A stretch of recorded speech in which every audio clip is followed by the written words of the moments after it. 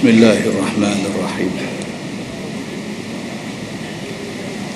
Assalamualaikum warahmatullahi wabarakatuh.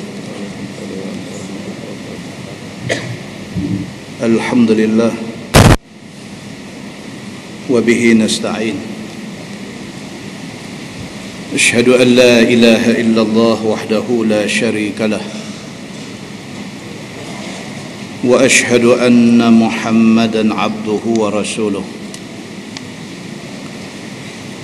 ونصلي ونسلم على هذا النبي الكريم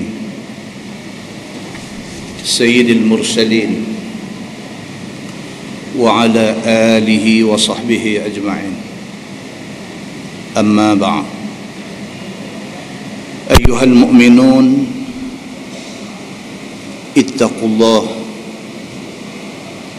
أوصيكم وإياي بتقوى الله فقد فاز المتقون. Muslimin dan muslimat, mudah-mudahan dirahmati Allah Subhanahu wa taala. Di dalam sebuah hadis, an Humran maula Utsman radhiyallahu anhu qala أن عثمان بن عفان رضي الله عنه دعا بوضوء فتوضأ فغسل كفيه 3 مرات ثم مضمض واستنثر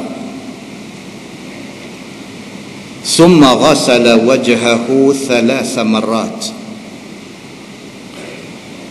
ثم غسل يده اليمنى إلى المرفق 3 مرات ثم غسل يده اليسرى مثل ذلك ثم مسح رأسه ثم غسل رجله اليمنى إلى الكعبين 3 مرات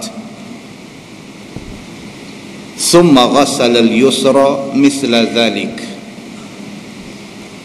ثم قال رأيت رسول الله صلى الله عليه وسلم توضأ نحو وضوء هذا ثم قال رسول الله صلى الله عليه وسلم من توضأ نحو وضوء هذا ثم قام فركع ركعتين لا يحدث فيهما نفسه غفر له ما تقدم من ذنبه. قال ابن شهاب وكان علماؤنا يقولون هذا الوضوء أسبغ ما يتوضأ به أحد للصلاة أو كما قال. Hadis sahih riwayat Imam Muslim. Daripada Humran, dia adalah hamba kepada Utsman bin Affan radhiyallahu anhu. Kata dia, Utsman bin Affan seorang sahabat Nabi dan merupakan khalifah yang ketiga dalam kalangan khulafa ar-rasyidin. Pada satu hari minta kepada Humran ini ayam untuk buat ambil ayat semayang. Bahasa Arab tuan-tuan, kalau baca waw itu baca baris atas, wadu makna dia ayam tu. Kalau waw tu baca baris depan, wudu makna dia ambil ayat semayang. Kalau wadu ayam tu, kalau wudu ambil ayat semayang. Kata dia, pada satu hari bos dia Sayyidina Utsman bin Affan minta supaya dia sediakan wadu, sediakan ayam untuk Sayyidina Utsman nak ambil ayat semayang. Fatawadda'a, Maka apabila ayak tu dibawa mai kepada Sayyidina Osman, maka dia pun berwuduk. Dia pun ambil ayak semayang.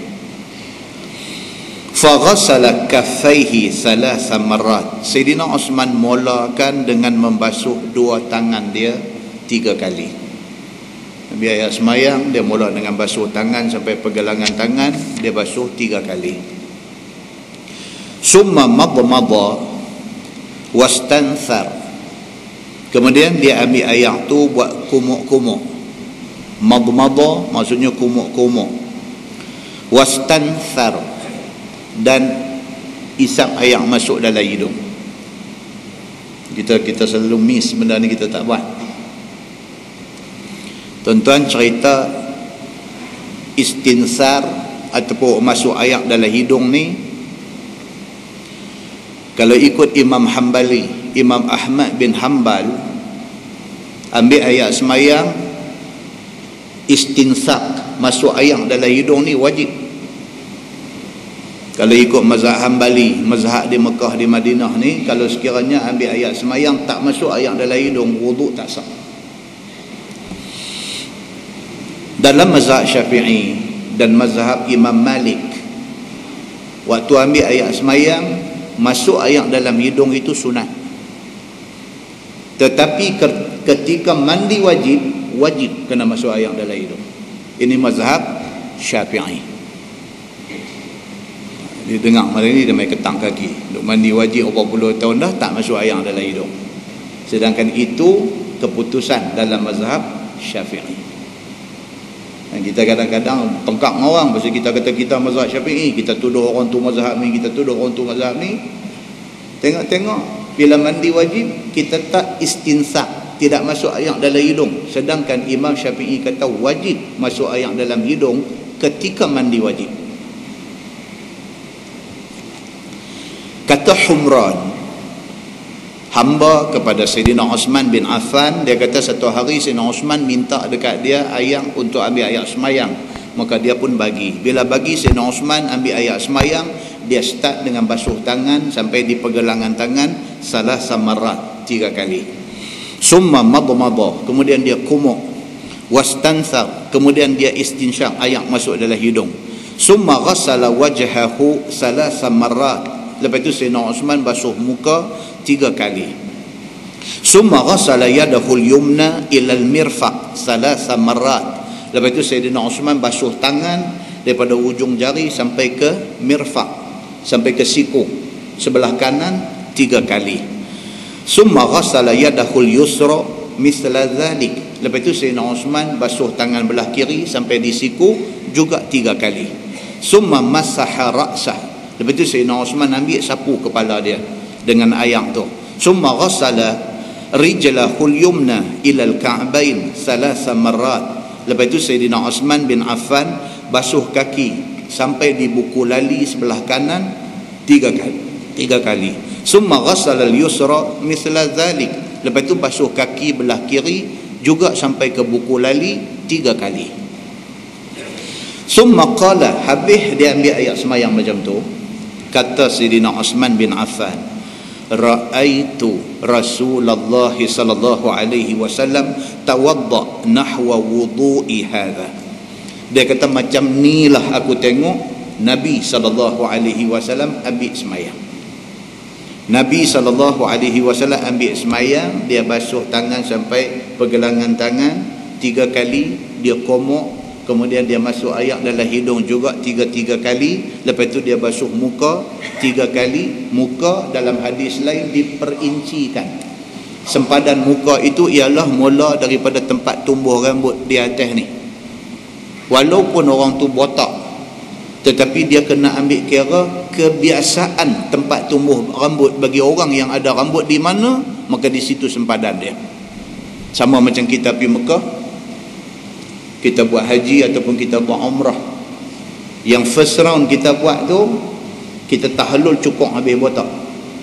Bila kita repeat umrah kali kedua, nak cukup apa? Rambut baru cukup pagi tadi, rambut baru cukup kemarin. Tetapi untuk tahallul wajib kena cukup. Ambil satu benda tajam, lalukan di atas kepala yang tidak ada rambut itu sebagai isyarat tahallul. Walaupun tak ada rambut, kena buat. Sama juga dengan orang ambil ayat semayang, sempadan wuduk tu mula daripada tempat tumbuh rambut.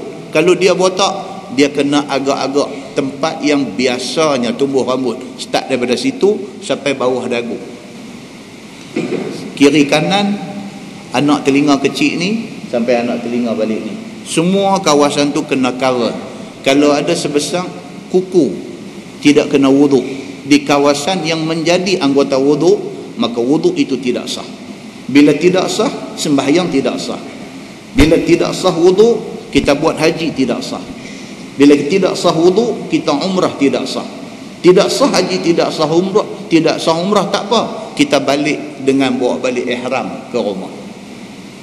Muslimin dan muslimat yang dirahmati Allah sekalian, satu benda yang kita tengok kecil, dia membawa satu implikasi, membawa satu kesan, membawa satu akibat yang besar terhadap ibadat kita hari-hari.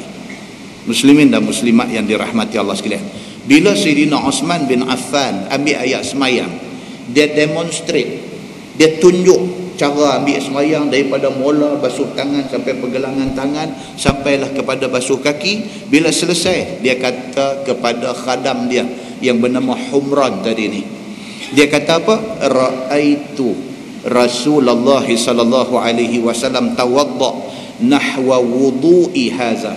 Macam nilah aku tengok Nabi sallallahu alaihi wasallam ambil sembahyang.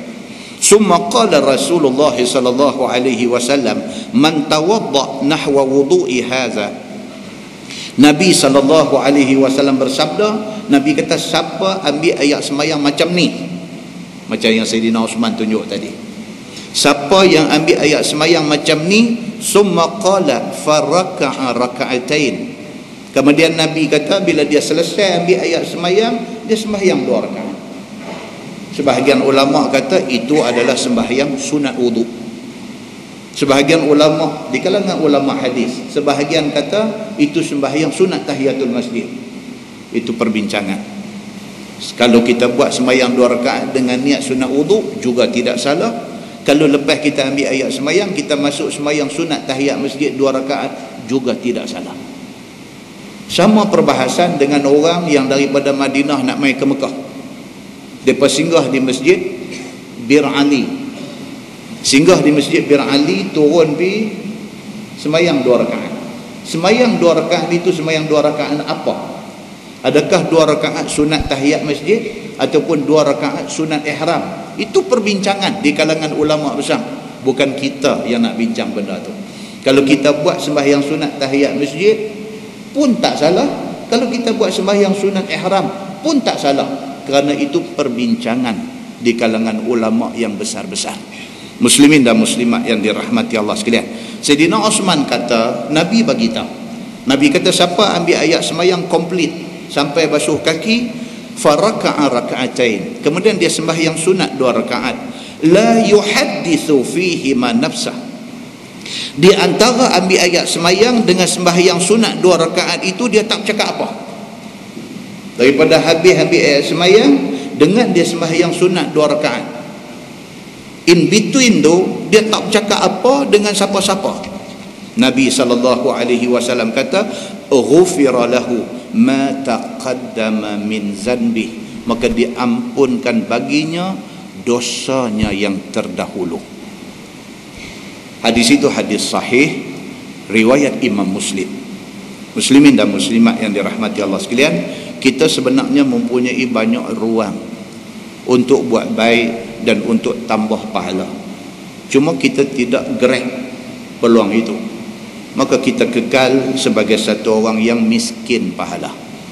Dalam sebuah hadis riwayat daripada Abi Hurairah radhiyallahu an, kata dia, anna Rasulullah sallallahu alaihi wasallam qala, iza tawadda al-abdul muslim awil mu'min faghasala wajhahu kharaja min wajhihi kullu khati'ah nazara ilaiha bi'ainaihi ma'al ma'i أو مع آخر قطر الماء فإذا غسل يديه خرج من يديه كل خطيئة كان بطشتها يداه مع الماء أو مع آخر قطر الماء fa iza ghassala rijlaihi kharajat kullu khati'atin masyatha rijlahu ma'al ma' aw ma'a akhiri qatril ma' hatta yakhruja naqiyan minaz zunub atau kama qala.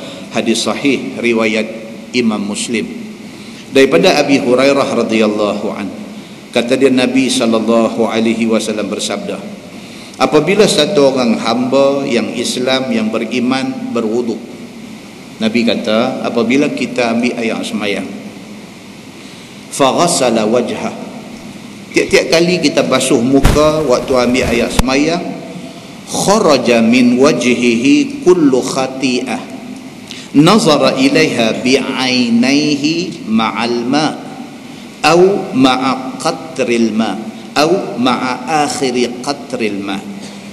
Nabi kata, bila satu orang manusia yang beriman kepada Allah, bila dia ambil air semayang, bila dia basuh muka dia, semua dosa yang berpunca daripada dua biji mata dia gugur bersama dengan gugurnya air semayang yang dia ambil itu,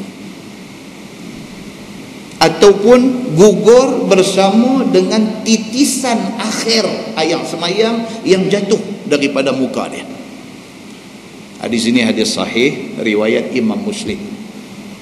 Maknanya apa tuan-tuan? Lagi kerap kita ambil air semayang, lagi bersih kita. Bukan bersih zahir, tetapi bersih batin kita, bersih kita daripada dosa-dosa kecil. Dosa kecil banyak tuan-tuan.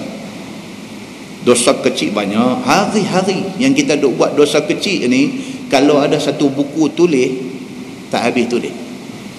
Hak teringat tulis pun banyak, hak tak teringat berapa banyak lagi. Dosa kecil.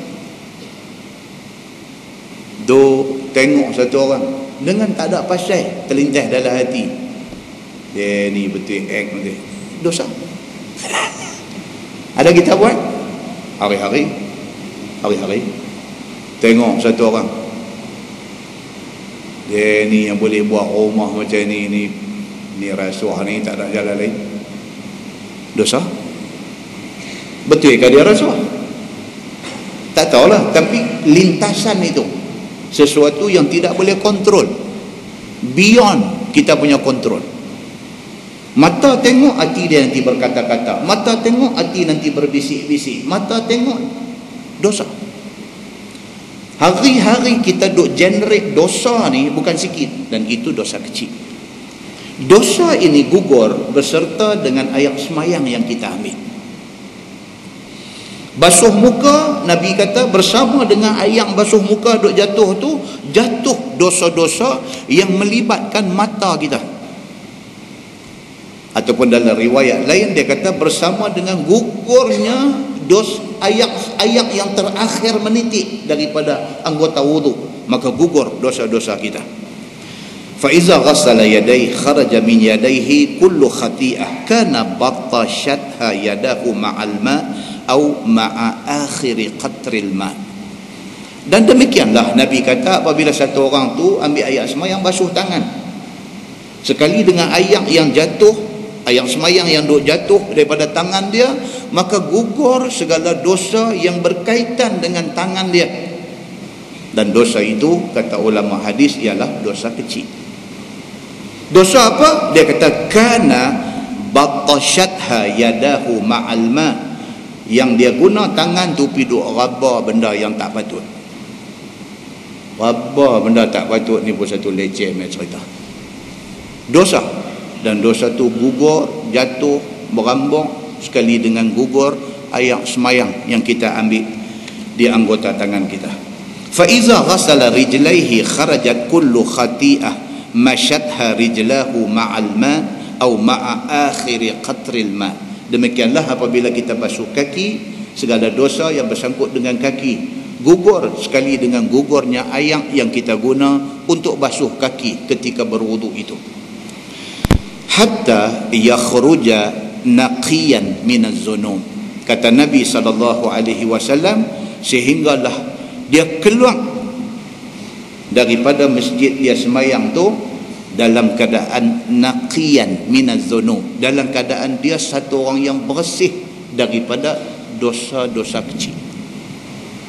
Muslimin dan muslimat yang dirahmati Allah sekalian, dalam sebuah hadis riwayat daripada Nu'aim bin Abdillah, kata dia annahu ra'a Abu Hurairah yatawadda faghasala wajhahu wa yadayhi hatta kada yablughul mankibaini summa ghasala rijlaihi hatta rafa'a ila saqaini summa qala sami'tu Rasulullah sallallahu alaihi wasallam yaqul inna ummati ya'tuna yawmal qiyamah ghurran muhajjalina min atharil wudu' faman istata'a minkum an yutila ghurratah falyaf'al atau kama qal, hadis sahih riwayat Imam Muslim. Daripada Nu'aim bin Abdillah radhiyallahu anhu, dia kata dia tengok Abu Hurairah ambil air semayang. Tuan-tuan cuba tengok, zaman Nabi hidup, Nabi buat apa pun menjadi fokus dan menjadi perhatian semua sahabat. Bila Nabi tak ada, sahabat-sahabat besar Nabi ini, mereka buat apa pun menjadi fokus dan menjadi perhatian orang-orang yang tahu kata mereka ni sahabat Nabi. Dia macam tu. Dia macam tu. Ada Nabi, Nabi menjadi fokus. Nabi tak ada, siapa yang menjadi sahabat besar Nabi? Sayyidina Abu Bakar As-Siddiq, dia buat apa pun orang tengok. Umar Al-Khattab, dia buat apa pun orang tengok. Osman bin Affan, dia buat apa pun orang tengok. Ali bin Abi Talib, dia buat apa pun orang tengok. Abu Hurairah, Abdul Rahman bin Auf, semua sahabat-sahabat besar Nabi, mereka buat apa pun orang tengok dan orang ambil contoh. Dia ni dia kata dia tengok Abu Hurairah radhiyallahu anhu yatawadda, dia tengok Abu Hurairah berwuduk, duk parti tengok. Faghasala wajhahu wa yadayhi hatta kada yablughul mankibain. Dia kata Nu'aim bin Abdillah, dia kata dia tengok Abu Hurairah radhiyallahu anhu bila mai tang basuh tangan, dia basuh ni bukan sampai siku, dia basuh sampai ketiak. Ni yang kata Abu Hurairah radhiyallahu anhu, satu orang sahabat yang cukup banyak meriwayatkan hadis Nabi. Bila dia ambil ayat semayang, ada orang duk observe, ada orang duk perhati tengok. Abu Hurairah bila ambil ayat semayang, tang basuh tangan, dia basuh sampai ketiak. Menjadi perhatian orang yang tengok. Summa ghassala rijlaihi hatta rafa'a ila saqain. Bila mai tang basuh kaki, dia basuh sampai ke perut betik. Dalam hadis cerita kata Nabi SAW bila basuh tangan sampai siku, bila basuh kaki sampai buku lali. Tapi nampaknya Abu Hurairah radhiyallahu anhu dia buat lebih. Bila basuh tangan sampai ketiak, bila basuh kaki dia melarat mai sampai ke perut betis. Summa qala, kemudian Abu Hurairah radhiyallahu anhu lepas habis dia ambil ayat semayang, Abu Hurairah kata, dia kata sami'tu Rasulullah sallallahu alaihi wasallam yaqul inna ummati ya'tuna yawmal qiyamah ghurran muhajjalina min atharil wudu. Abu Hurairah kata, aku dengar Nabi sallallahu alaihi wasallam kata, Nabi kata umat aku di hari akhirat esok, bila dibangkitkan di padang mahsyar di hari akhirat esok, hal keadaan umat aku ini ghurran muhajjalin, hal keadaan depa ni putih bercahaya. Kalau tuan-tuan tengok dalam sebuah hadis lain cerita pasal haud, cerita pasal telaga Nabi. Nabi SAW kata dia antara spot tempat yang hampa nak jumpa aku esok, Nabi kata di mahsyar ialah di antaranya ialah haudi, di telaga aku. Nabi kata, ini adalah hadis lain. Nabi kata aku akan tunggu di tepi telaga aku, bila aku nampak umat aku akan panggil mereka, aku akan panggil mereka suruh mai minum air telaga aku. Nabi kata lagu tu, sahabat tanya Nabi, sahabat kata ya Rasulullah, Tuan boleh kenal ke hak mana satu umat Tuan? Sebab mahsyar ini daripada zaman Nabi Adam dah ada sana, sampai kepada umat Nabi Muhammad last sekali beranak peluang sebelum kiamat, semua dah ada situ.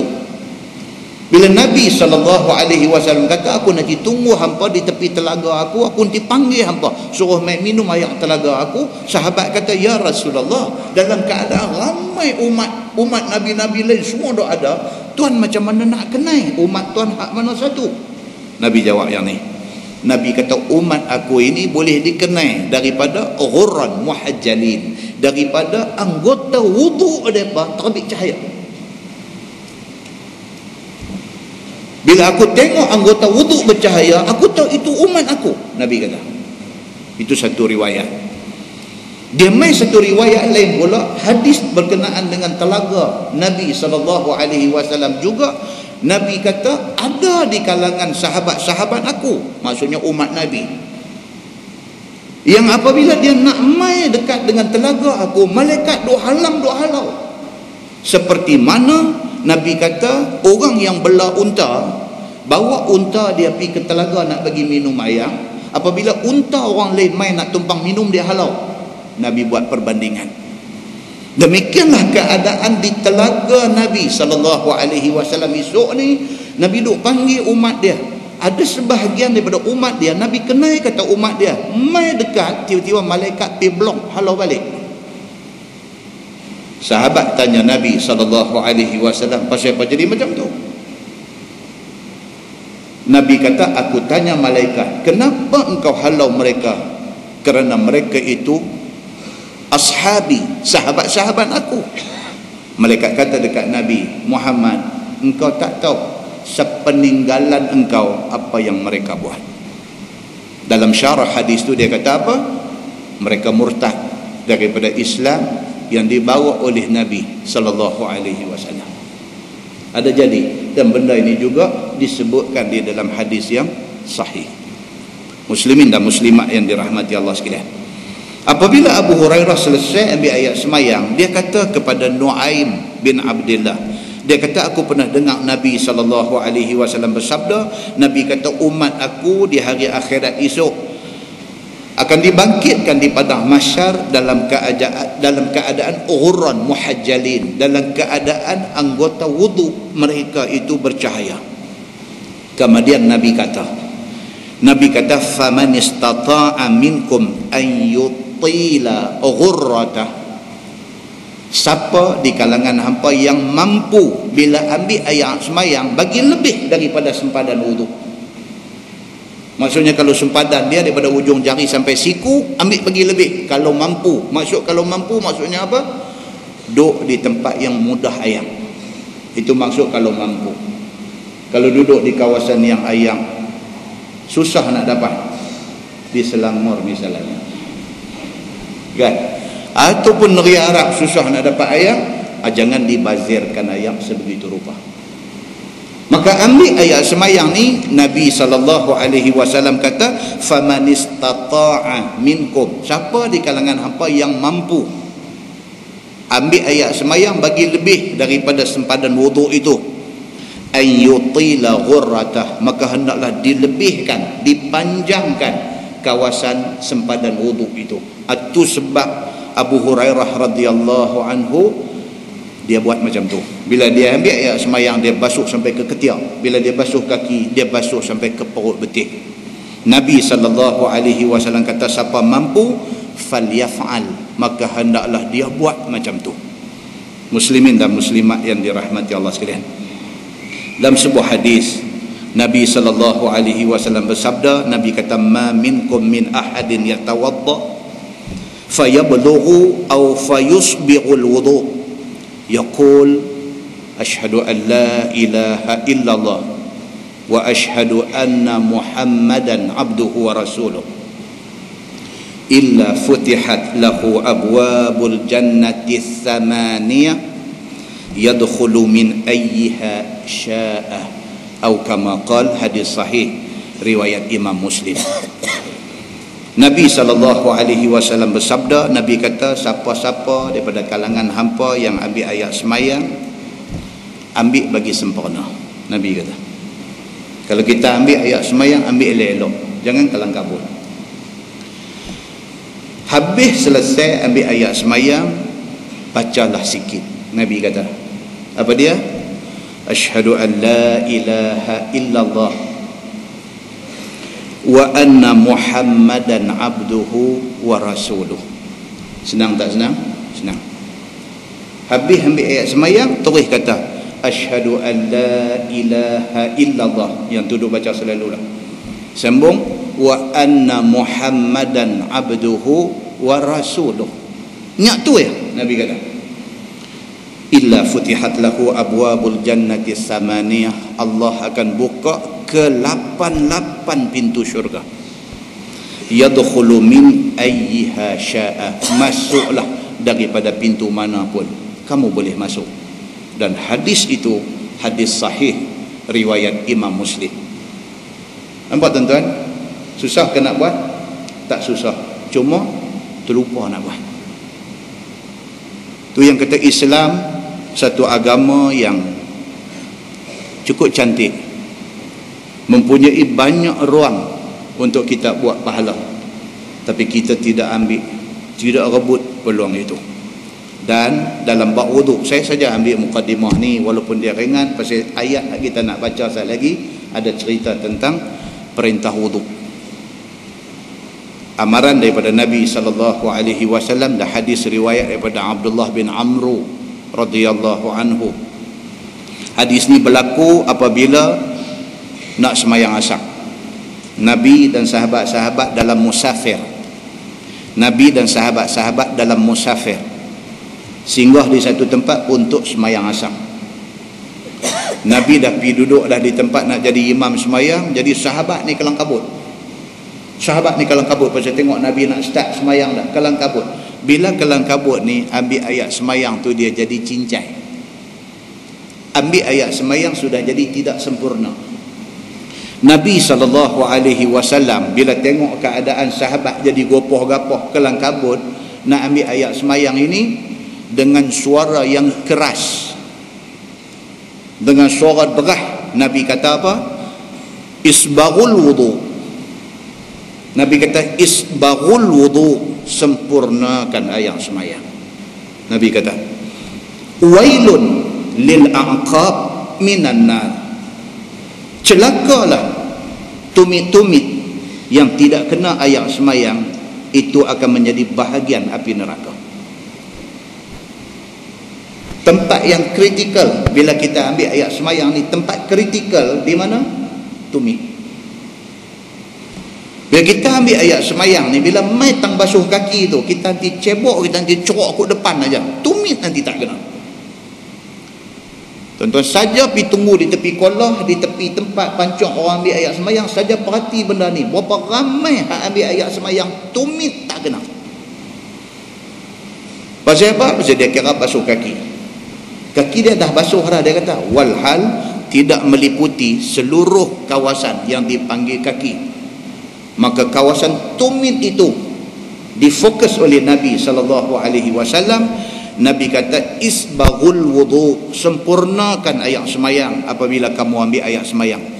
Wailun, celaka lil aqab minan nar, bagi tumit-tumit yang tidak kena ayat semayang, maka itu bahagian api neraka. Muslimin dan muslimat yang dirahmati Allah sekalian, dalam satu riwayat lain, riwayat daripada Abu Umamah tentang ni juga, Nabi habis semayang. Nabi ni bila habis semayang, Nabi ni very observant. Observant ni maksud apa? Nabi ni dia cukup perhati sahabat-sahabat dia ni. Nabi perhati. Nabi very observant. Bila Nabi habis semayang, kebiasaan Nabi, dia akan beralih terus menghadap makmum di belakang. Dia beralih tu bukan beralih saja, dia duduk tengok semua. Dia tengok seorang-seorang ni, dia tengok. Dan Nabi SAW dia berjalan, dia tengok. Pasal apa? Pasal Nabi nak tarbiyah sahabat-sahabat dia. Nabi tak mau ada di kalangan sahabat dia ni pergi buat benda tak betul, benda salah, benda yang boleh mengakibatkan ibadat tidak sah. Dalam riwayat Abu Umamah, Dia kata apa? Nabi SAW selesai semayang, dia saja berjalan round, nampak sebahagian sahabat duk semayang dalam keadaan buku lali dan tumit mereka kering. Nabi tengok anggota lain basah, kesan wuduk, makna dia baru ambil ayat semayang, tetapi bahagian buku lali dan tumit dia kering. Nabi kata benda yang sama, wailun lil aqabi minan nar, celakalah tumit-tumit yang tidak basah ketika ambil ayat semayang, itu bahagian api neraka. Muslimin dan muslimat yang dirahmati Allah sekalian, begitu serius Nabi dalam hal ibadat ini. Lah kita boleh faham pasal apa? Kerana wuduk tidak betul ataupun tidak sah, kerana itu semayang tidak sah, haji kita boleh sangkut, umrah kita boleh sangkut, pasal ibadat ini berkait dengan soal wuduk. Maka kerana tu Nabi bagi perhatian tentang benda ni. Kita menggunakan tafsir Nurul Ihsan jilid 1. Nurul Ihsan jilid 1. Muka surat 209. Muka surat 209. Kita sampai pada ayat 4 surah Al-Maidah. Surah Al-Maidah ayat 4. A'udzubillahi minasyaitonir rajim. Yas'alunaka maza uhilla lahum. Lagi tanya mereka itu, yakni orang-orang yang beriman akan dikau, yakni akan Nabi Muhammad sallallahu alaihi wasallam, tentang apakah makanan yang dihalalkan bagi mereka itu. Tuan-tuan, dalam bulan 10 tahun lepas, dengar macam lama, tapi 2 bulan lepas kita baca ayat yang menceritakan tentang makanan yang haram orang Islam makan, dan kita membincangkan sampai ke tajuk sembelihan. Macam mana sembelihan yang halal, macam mana sembelihan yang haram. Ni pada malam ni ayat 4 surah Al-Maidah, dia sambung lagi cerita tentang sahabat tanya Nabi SAW, makanan yang orang Islam boleh makan itu makanan yang macam mana. Itu cerita dia. Yas'alunaka madza uhilla lahum, lagi menanyai mereka itu, yakni orang yang beriman tanya Nabi makanan yang dihalalkan bagi mereka itu. Qul uhilla lakumut thayyibat. Tuhan kata, katalah olehmu wahai Muhammad kepada mereka yang tanya ni, dihalalkan bagi mereka itu segala makanan yang lazat-lazat, sedap-sedap dan baik-baik. Islam kalau benda tu dia tak bagi makan, makna benda tu tak baik. Benda tu tak baik. Kalau mai satu orang habaq kat kita, dia kata rugilah hampa orang Islam, hampa tak boleh makan babi. Kalau satu orang kawan mai kata kat kita lagu tu, kita duk kerja bercampur dengan mereka hari-hari, apa semua, kadang mereka ni pun kadang-kadang melampau, bercakap lebih kurang ikut suka. Dia duk ingat dia boleh cakap apa saja pada hari ini, macam yang duk jadi 2-3 hari ini. Suka hati mereka. Dia nak hina, dia nak kutuk, dia nak cerca, dia nak condemn, dia nak kata apa dekat Islam, dia kata. Bila ada respon orang Islam marah, dia kata I'm very sorry. Habis. Testing, test market hari-hari di seluruh dunia, bukan di Malaysia, di seluruh dunia. Mereka ni sentiasa nak test sensitivity orang Islam. Saja test tengok. Kita komplain tengok pasal azan, tengok mereka nak kata apa? Komplain kalau orang Islam semua pakat bangkit, tunjukkan, marah dan sebagainya. Kerana apa? Kerana ini syiar agama kita, dan kita duk negeri kita. Apa salah kalau kita nak azan? Kita bangkit, oh mereka kata sorry, sebenarnya kami maksud macam lain, mereka pusing ayat kot tu kot ni dan sebagainya. Habis isu tu. Selang sebulan, selang 2 bulan, dia test benda lain pula. Selang 2-3 bulan, dia test benda lain pula. Bila orang Islam bangkit, bingkai bangun, nak lawan dan sebagainya, dia kata we are very sorry, sebenarnya kami salah faham. Satu perkataan magic sorry aja kita lupakan semua benda tu, dan mereka keep on trying untuk nak test kita, lepas satu-satu, lepas satu-satu, lepas satu-satu. Muslimin dan muslimat yang dirahmati Allah sekalian, bila menyentuh soal sensitiviti orang Islam, kita tak boleh biar benda ni berakhir dengan hanya satu sorry. Tak boleh. Mereka ini mesti diberi ingat, benda-benda macam ni tak boleh sentuh. Benda-benda macam ni jangan cuba test. Pasal apa? Pasal ini menunjuk kata hampa tak tahu hormat kepada agama kita. Macam mana kalau kita cerca agama dia? Takkah dia bangkit marah? Demikian dengan kita orang Islam. Kalau dia menyentuh agama kita, kita marah. Muslimin dan muslimat yang dirahmati Allah sekalian. Kalau satu orang mai kata kat kita, dia kata hampa orang Islam rugilah. Pasal apa? Hampa tak boleh makan babi. Dia kata, hampa tahu tak? Dia kata babi hak anak tu kalau buat sup cukup sudah. Kalau dia mai kata kat kita lagu tu. Satu benda yang kita tahu secara pasti apa dia? Kalau Allah kata hurrimat alaikumul maitah waddam walahmul khinzir, diharamkan kepada hampa makan benda-benda ni, segala darah, segala bangkai, segala babi ni semua haram makan, pasti babi itu tidak baik. Sama ada ilmu kita, sama ada kajian kita, sama ada research yang kita buat menjumpai tak baik benda tu ataupun tidak, benda tu tetap tak baik. Pasal apa? Pasal Allah akan mengharamkan orang Islam makan dan sentuh benda tak baik.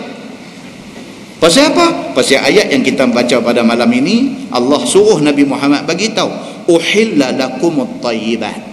Dihalalkan kepada kamu semua untuk makan at-thayyibat, benda yang baik-baik.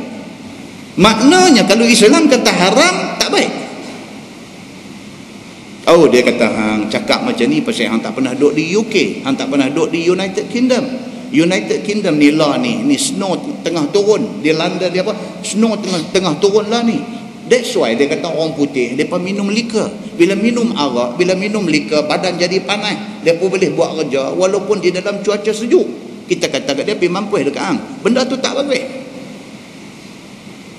Walaupun ada guna dia, ada manfaat dia dalam cuaca yang ekstrim sejuk, bila minum arak dia boleh kuat sikit, tapi mesti ada kesan tak baik dia.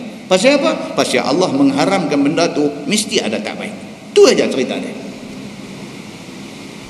Macam mana ustaz kita nak terang kat mereka kata tak bagus ni? Tak, kita habang aja. Dia nak pakai tak mau pakai, dia punya pasal.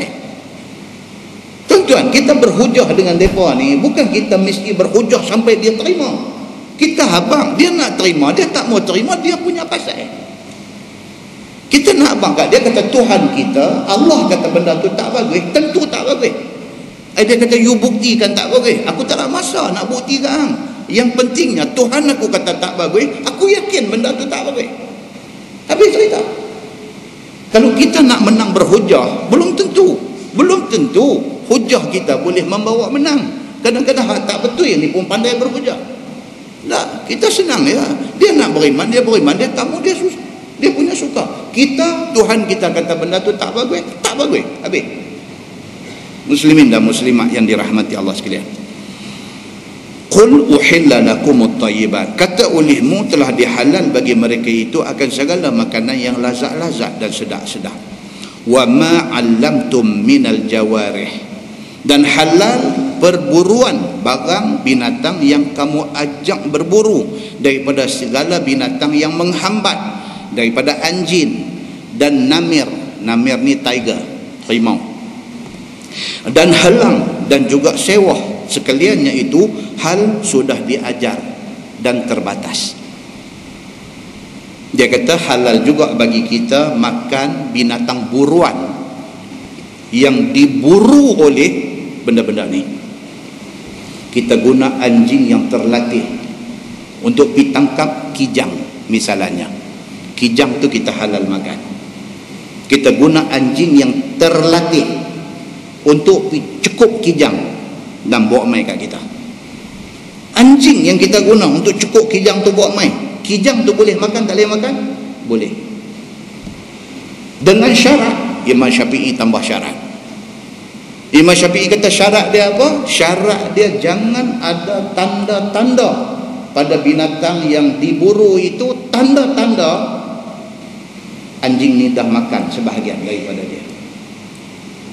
Kalau ada tanda-tanda dia dah makan sebahagian dah, itu kita tak boleh makan. Pasal apa? Pasal anjing tu pergi tangkap bukan sebagai barang buruan, tetapi dia nak buat makanan dia. Bila ada tanda-tanda macam tu, Imam Syafi'i kata benda tu sudah tak boleh makan. Tapi kalau just satu gigit bawa mai, bermakna bukan dia nak makan binatang itu, dia tangkap nak bawa mai kat kita kerana dia dilatih begitu, maka binatang itu boleh dimakan. Ini dia masuk dalam bab apa? Anjing buruan. Dia ada hadis, kalau tuan-tuan tengok dalam sebuah hadis sahih riwayat Al-Bukhari, riwayat daripada Adi bin Hatim radhiyallahu anhu. Dia kata sa'altu Nabi sallallahu alaihi wasallam 'anil mi'rab. Faqala Nabi sallallahu alaihi wasallam iza asaba bihaddih fakul wa iza asaba bi'ardih faqatala fala ta'kul fa innahu waqid. Qultu ya Rasulullah ursilu kalbi wa usammi فأجد معه على الصيد كلبا آخر لم أسمي عليه ولا أدري أيهما آخذه. قال النبي صلى الله عليه وسلم لا تأكل إنما سميت على كلبك ولم تسمى على الآخر. Hadis sahih riwayat Al-Bukhari. Satu sahabat yang bernama Adi bin Hatim radhiyallahu anhu, dia tanya Nabi, dia kata, ya Rasulullah, ini cerita tentang buruan, binatang buruan. Memburu ni boleh jadi dalam macam-macam form, macam-macam bentuk. Ada orang memburu pakai senapang, ada orang memburu pakai panah, ada orang memburu pakai tombak, ada orang memburu pakai binatang yang dilatih, sama ada anjing ataupun burung lang ataupun burung sewah ataupun pakai anak rimau atau sebagainya. Benda ni termasuk di dalam binatang-binatang yang dilatih, dan dia ada syarat dia pula. Nak tahu binatang itu terlatih ataupun tidak, terlatih ataupun tidak, kena tengok. Kalau kita kata pi, baru dia pi. Kalau kita kata duduk, dia duduk, dan dibuat sekurang-kurangnya 3 kali. Kalau dia latah, dia tak terlatih. Kita kata dia duduk, dia lebih lompat, habis gugur dia daripada dipanggil binatang terlatih. Dia ada syarat dia, kan macam anjing polis. Dan tengok anjing yang polis pakai, dia nak tangkap puak-puak yang lempak sabuk cabai hari tu ni, kan? Anjing yang polis pakai tu dengar cakap, suruh buat apa pun dia buat. Oi, yang tu beli pun ribu-ribu, anjing import daripada luar negara.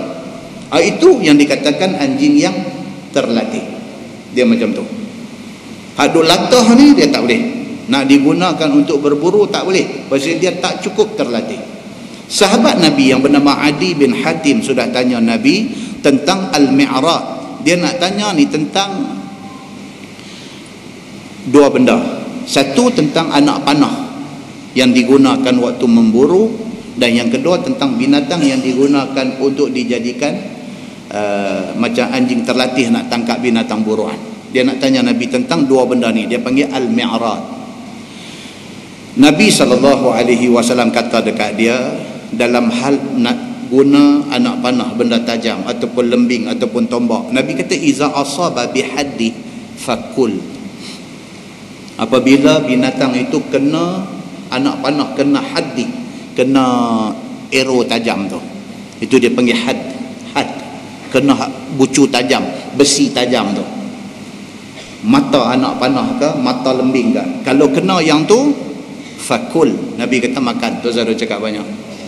Dengan syarat apa? Masa nak panah, masa nak lembing tu bismillah dulu. Syarat. Kalau tak bismillah tak boleh.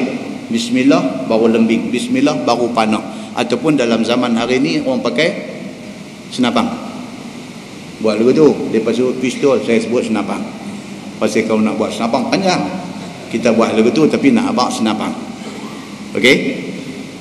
Masa nak tembak, orang tu pakai senapang, pump gun apa semua ni, nak pergi tembak burung sintang ataupun burung ayam-ayam.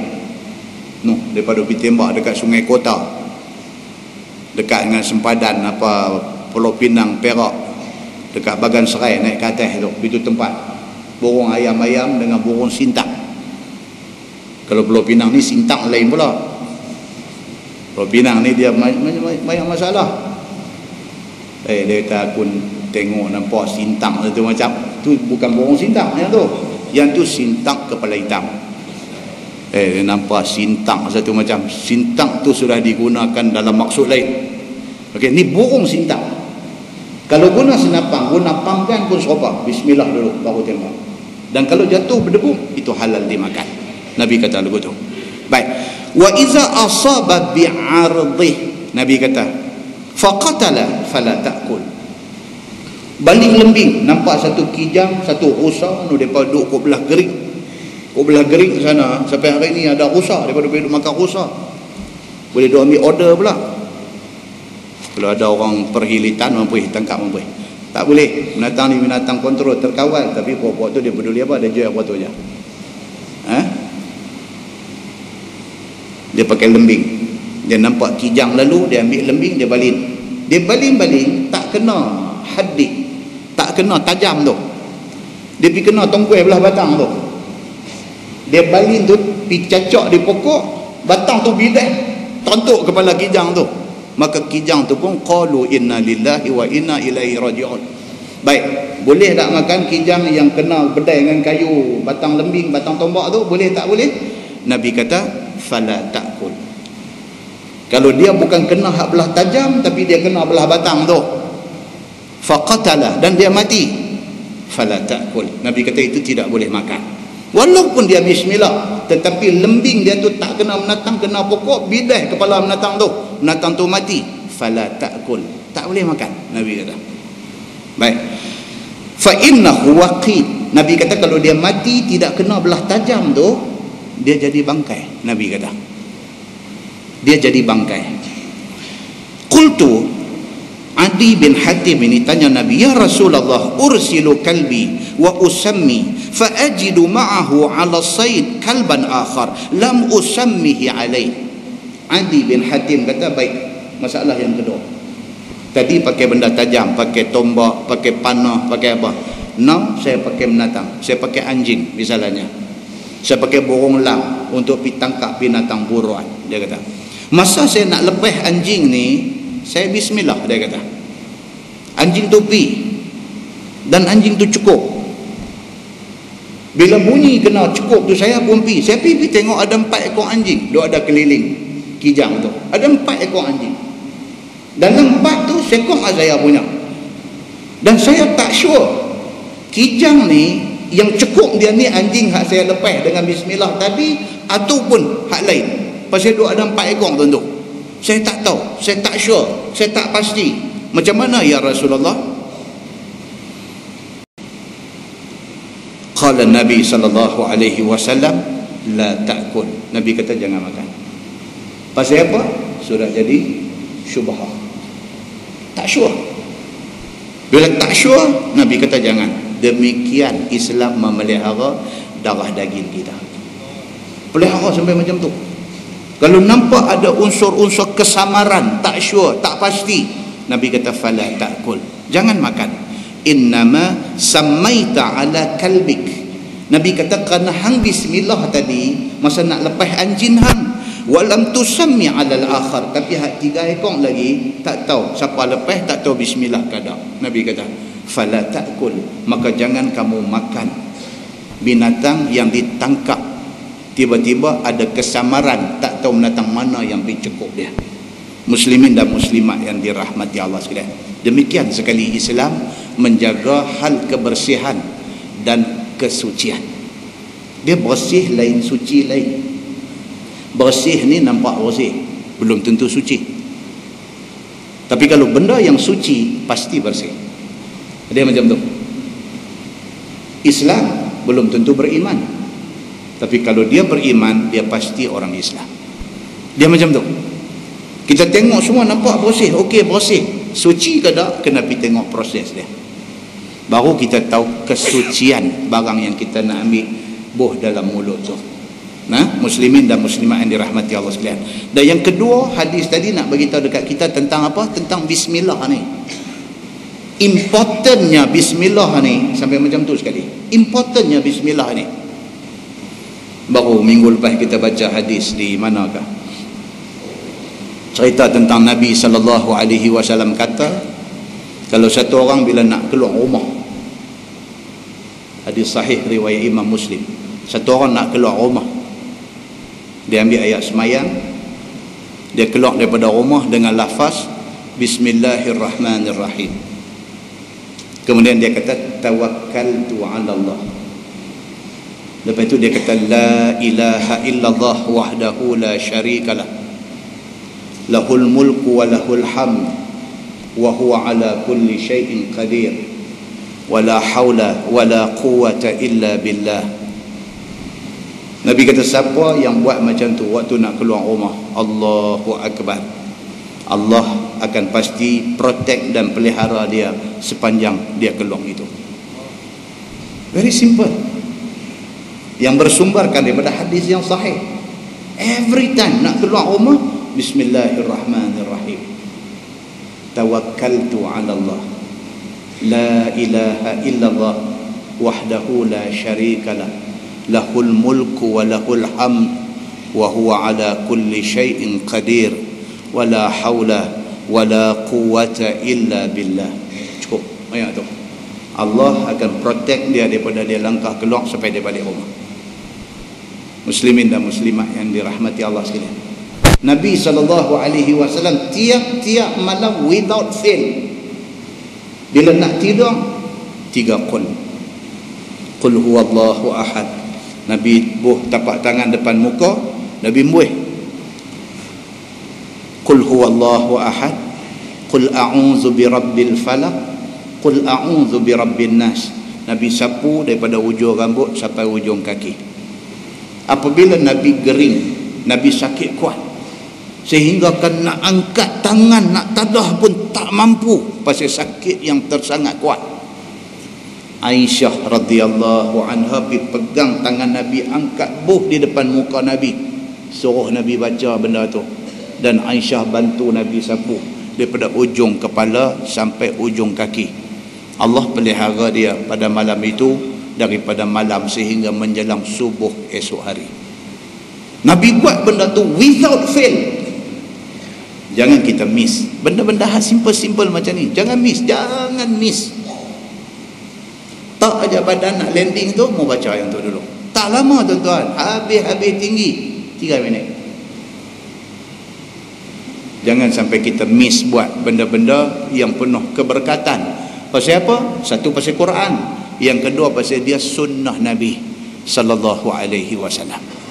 Muslimin dan muslimat yang dirahmati Allah sekalian. Jadi bismillah ini dia satu benda yang sangat penting. Dalam sebuah hadis riwayat daripada Jabir bin Abdullah radhiyallahu anhu, dia kata sami'an Nabiy sallallahu alaihi wasallam yaqul idza dakhala ar-rajul baitah fa dzakara Allah 'inda dukhulihi wa 'inda ta'amihi qala syaitan la mabit lakum wala 'asha wa idza dakhala falam yadhkurillah 'inda dukhulihi qala syaitan adraktumul mabit wa idza lam yadhkurillah 'inda ta'amih qala syaitan adraktumul mabit wal 'asha, atau kama qala, hadis sahih riwayat Imam Muslim.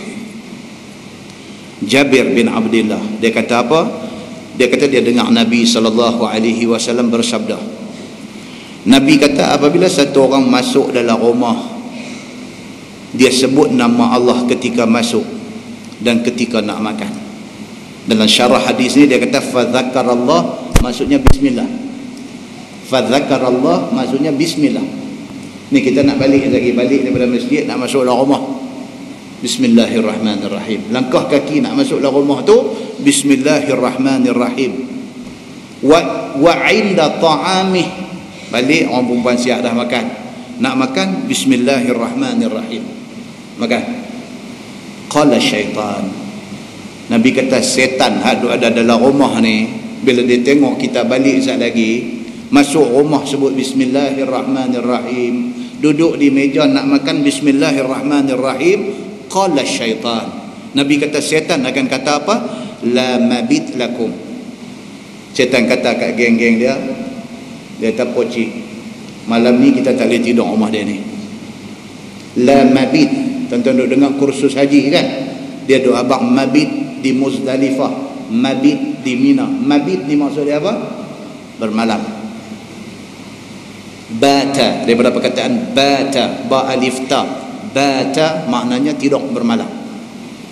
Bila kita balik rumah, sekali lagi kita masuklah rumah, bismillahirrahmanirrahim. Bila duduk depan makanan nak makan, bismillahirrahmanirrahim. Bos syaitan ni, dia kata dekat geng haduk ada ni, dia kata la mabit lakum, malam ni pocik kita rumah ni memang tak boleh tidur, nak kena pergi sebelah pula tengok. Dia kata wala asya. Asya ain, bila baca baris atas asya dia jadi makan malam, supper. Bila kita baca Aisyah, ain baca balik baris bawah, dia jadi sembahyang Aisyah. Baris tu nampak tuan-tuan yang kata bahasa Arab ni very sensitif baris dia. Bila kita masuklah rumah, bismillahirrahmanirrahim. Bila duduk depan makan, bismillahirrahmanirrahim. Syaitan ni bos dia kata apa? Dia kata malam ni nampak gaya, tidur sini pun tak boleh, makan pun tak boleh, tumpah rumah dia ni, dia kata. Wa idza dakhala falam yadhkurillah 'inda dukhuli. Sebaliknya Nabi kata, kalau satu orang masuk dalam rumah tak bismillah, pakai belah masuk lagu tu aja. Qala syaitan adraktumul mabit. Bos syaitan kata dekat geng dia, nampak gaya boleh tengok dah kata mana nak tidur malam ni, rumah ni lah kita. Wa idza lam yadhkurillah 'inda ta'amih. Demikian apabila nak makan tak bismillah, tak teringat dekat Allah nak suap tu. Qala syaitan, kata syaitan, adraktumul mabit wal aisha. Dua-dua terlepas, tidur sini pun tak boleh. Kalau kita tak, kalau sekiranya kita bismillah, dia tak boleh duduk. Kalau kita tak bismillah, dia kata nampak gaya tidur pun tak boleh, makan pun tak boleh. Muslimin dan muslimat yang dirahmati Allah sekalian, simple kata simple, very simple. Cuma terlupa sampai balik, oi buka pintu ni, sampai dah ni. Lagu tu kita punya perangai ni, dia lagu tu. Dia tak pi ke belah agama tu, dia duduk pi cara Penang kita juga. Oi aku dah kata dah, jangan duk kunci apa ni. Lagu tu punya cakap. Masuk duduk buang baju sidai atas pun, tengok nak makan apa, terus cekau bola mulut tu, bismillah dah, apa pun dah. Tapi still ada satu hadis daripada Nabi SAW. Nabi kata apa? Kalau siapa yang kalut nak makan, terlupa nak bismillah, tengah duk makan teringat, Nabi kata tak apa, kata bismillahi fi awalihi wa akhirihi, dengan nama Allah awal dengan kemudian cover sekali. Tadi tak ada, dia tengok tak boleh tahan tom yam ni. Tuan-tuan nampak dah Islam macam mana? Dia suruh buat, tapi kalau kalut tak buat, dia still bagi option yang kedua. Option tu pun tak buat juga. Tato belah kata alhamdulillah, mak hang ni memanglah pada awal menikah sampai lah masak ni ambil, tak pernah mungkin. Dari segi jeng bini nak buat satu, bismillah out. Muslimin dan muslimat yang dirahmati Allah sekalian. Jadi banyak hadis kalau kita nak cerita tentang kelebihan yang kata ucap bismillahirrahmanirrahim dengan nama Allah, Tuhan yang maha pemurah lagi maha penyayang ini. Nama Allah tu yang jadi isu, kalimah Allah ni, nama Allah ni dalam Islam very very very very important. Tak usah berhujah kata boleh lah, tak usah lah minta tolong lah. Betul, di sana ada ayat Quran, Tuhan kata wala in sa'altahum man khalaqas samawati wal ard la yaqulunna Allah fa anna yufakun. Itu ayat Quran. Tuhan kata hang pergi tanya ni segala kapiak ni semua, siapa buat langit bumi, dia tentu akan jawab kata Allah. Fa anna yufakun. Awaklah depa ni dah mengaku kata Allah buat langit bumi, depa masih lagi yufakun, beralih ke belakang, tak mau terima Islam. Awaklah depa macam ni. Kita nak pergi guna ayat tu, nak pergi beritahu kata depa boleh guna nama Allah. Pasal Quran beritahu kalau tanya siapa buat langit bumi, depa akan jawab Allah. Janganlah pergi berhujah macam tu, tak cerdik sangat kita ni. Cubalah tengok sikit lagi apa muslihat di sebalik kalut sangat nak pakai nama Allah ni. Tengok yang tu, bagi satu keputusan atas nama orang Islam, tak usah kira parti apa, atas nama orang Islam, ini hak kami punya. Allah Tuhan kami daripada zaman berzaman. Pasal hari ni baru hampa teringat nak pakai kalimah ini. Cukup, kami tak bagi, habis. Kuasa ada kat kita, kita tak bagi, habis.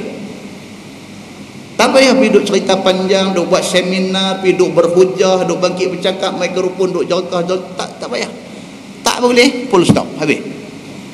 Muslimin dan muslimat yang dirahmati Allah sekalian, tolonglah bersatu sekali dalam hal ini. Muslimin dan muslimat yang dirahmati Allah sekalian, malam ni kita baca betapa pentingnya nama Allah itu dalam kehidupan kita sebagai orang Islam. Nah, muslimin dan muslimat yang dirahmati Allah sekalian, kemudian firman Allah Subhanahu wa taala, mukallibina tuallimunahunna mimma 'allamakumullah, yang kamu ajak akan mereka itu, yakni akan anjing itu, daripada barang yang mengajak akan kamu oleh Allah Subhanahu wa taala, daripada segala adab berburu. Itu dia, kita ajak anjing ni adab-adab berburu sampai dia reti cara nak tangkap macam mana, nak gonggong, bawa mai macam mana. Kita ajak anjing tu sampai dia reti, sampai dia jadi anjing yang terlatih, barulah boleh guna hasil tangkapan dia halal untuk kita makan. Firman Allah, fakulu mimma amsakna alaikum, maka makanlah oleh kamu daripada binatang yang diburu, yang pegang dia atas kamu sahaja dan tiada makan ia daripadanya. Makanlah binatang yang anjing ni pergi tangkap, tapi dia hanya tangkap dan gonggong bawa mai, dia tidak buat lebih daripada itu. Kalau dia tangkap, dia makan dulu telinga ke, dia makan kaki sebelah dulu ke apa ke, baru bawa mai, maka binatang itu sudah jadi bangkai. Begitu. Baik, bersalahan yang belum terajar tiada halal perburuan. Tak boleh.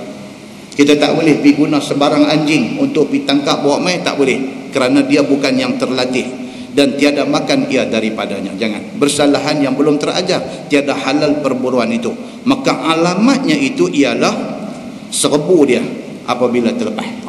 Ni di antara tanda-tanda dia bukan anjing yang terlatih, ialah apabila tak tambat dia serbu pergi. Itu tak terlatih. Dan terhenti dia apabila dirantai, tambat dia baru dia berhenti. Rongkai aja dia serbu pergi.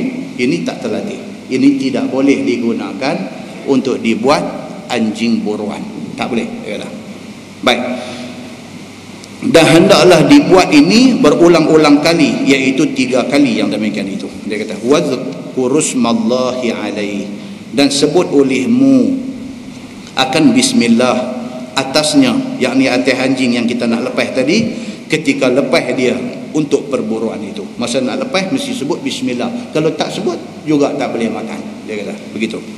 Baik, firman Allah, wattaqullah innallaha sari'ul hisab, dan takutlah kamu kepada Allah Subhanahu wa taala, akan suruh dan tegah Allah bahwasanya Allah taala itu Tuhan yang amat cepat hisabnya, dihisab sekalian hambanya pada hari kiamat kadar 2 rakaat sembahyang sunat subuh. Dia kata Allah hisab manusia esok, berapa bilion manusia pun Allah buat sat saja. Allah buat sat saja. Pasal apa? Pasal dia Tuhan Rabbul Alamin. Begitu.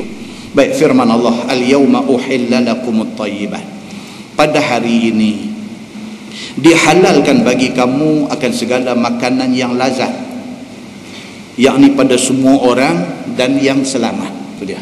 Tuhan kata pada hari ini makanan yang thayyibat, yang baik-baik, yang elok-elok halal bagi orang Islam. Jangan duk fikir macam-macam benda yang Tuhan halal kita duk buat bagi nak jadi, kata tak boleh makan, haram dan sebagainya. Jangan. Hak mana benda thayyibat, benda baik, halal, makan.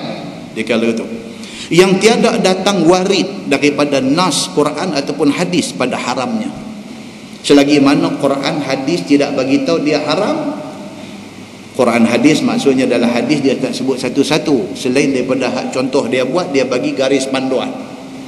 Garis panduan dia kata apa? Binatang yang berbisa dan yang membawa mudarat tak boleh makan. Faham ambil lah. Apa juga menatang yang Quran tak sebut tetapi berbisa, jangan makan. Simple lah. Kalau semua benda Tuhan nak bubuh, Quran ni bukan 30 juzuk dan bukan tebal tu yang kita duk baca hari ni. Dia jadi macam ensiklopedia punya panjang besar. Kan? Sampai semua benda Tuhan nak cerita detail dalam Quran. Nak buat roti canai macam mana pun Quran cerita. Start daripada gandum tanam macam mana, apa abang mesin sampai jadi tepung tu nak uli, nak buah ayam banyak mana, kalau tepung berapa kilo ayam, berapa liter, lepas tu cara nak uli dia lagu mana, apa semua Quran nak kena cerita lagu tu. Kerana nak buat sebiji roti canai akawat lah. Pasal apa kita kata lagu tu? Dengar macam kartun, tapi ada orang buat bercakap hal kartun ni. Dia boleh tanya ni orang Islam, boleh tanya sama orang Islam. Tak, dia kata Quran ni betul-betul komplit lah. Ni duduk sembang sambil kena roti canai pagi. Boleh sembang macam tu. Dah aku nak tanya, duk aja pergi mengaji kan, aku tengok hang tiap-tiap malam masjid ni macam orang gila, dia kata. Aku nak tanya dia, Quran ni betul-betul komplit lah. Dia tanya kawan yang duk aja pergi masjid. Dia ni kata komplit lah, ayat Allah dah turun, ayat al-yawma akmaltu lakum, buat jawab cara betul. Dia tak tahu kawan ni tak betul punya kaki. Dia pergi duk jawab betul. Dia kata Quran ada sebut al-yawma akmaltu lakum dinakum wa atmamtu alaikum ni'mati wa raditu lakumul islam madina.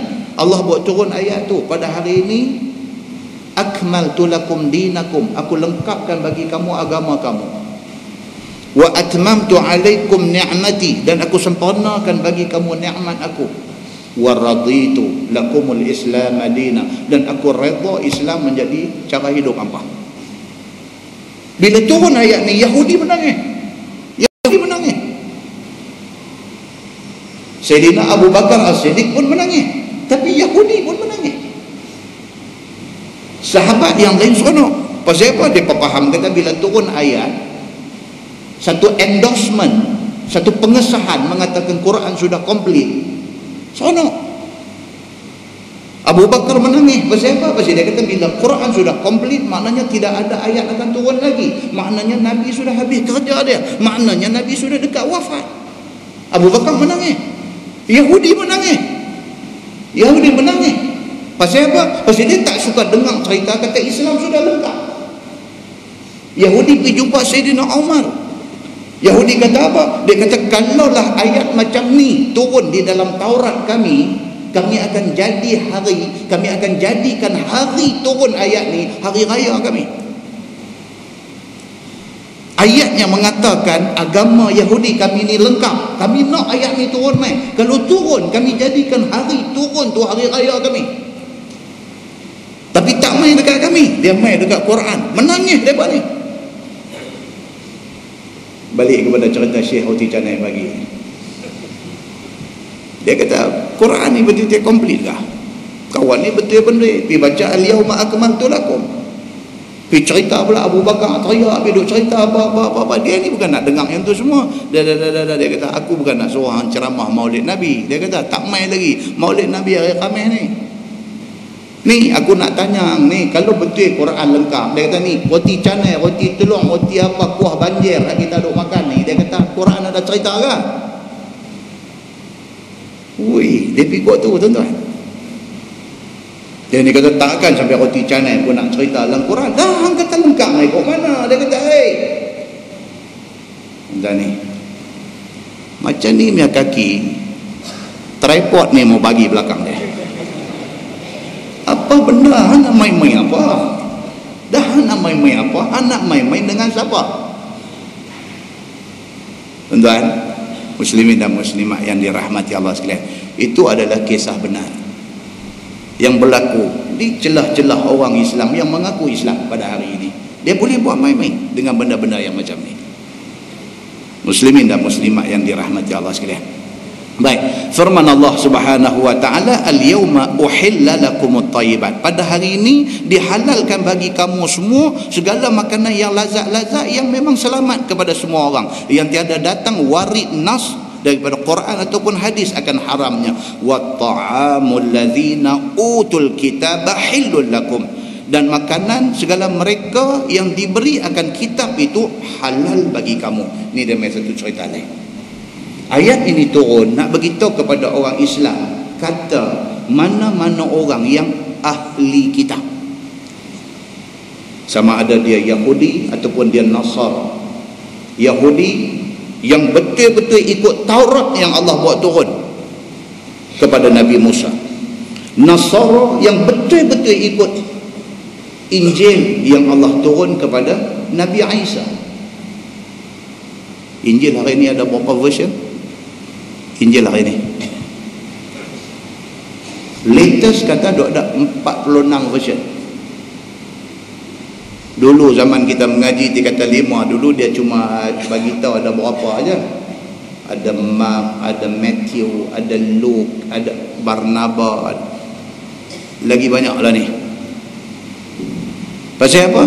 Pasal terdedah kepada pindaan dan tokoh tambah. Itu sebab Islam sangat strict dalam soal ini. Kita tidak boleh benarkan, kita tidak boleh biarkan Islam ini dimasuki oleh unsur-unsur reka cipta dan tokoh tambah. Pasal kita akan jadi macam tu. Itu pasal bila kita nak jadikan satu-satu benda sebagai pegangan kita dalam Islam, kita nak dengar nas. Ada Quran kata apa? Ada hadis kata apa? Tak ada, I'm very sorry. Kita tak boleh buka ruang, kita tidak boleh buka pintu, kita tidak boleh bagi peluang kepada orang nak mereka-reka hal agama. Tak boleh.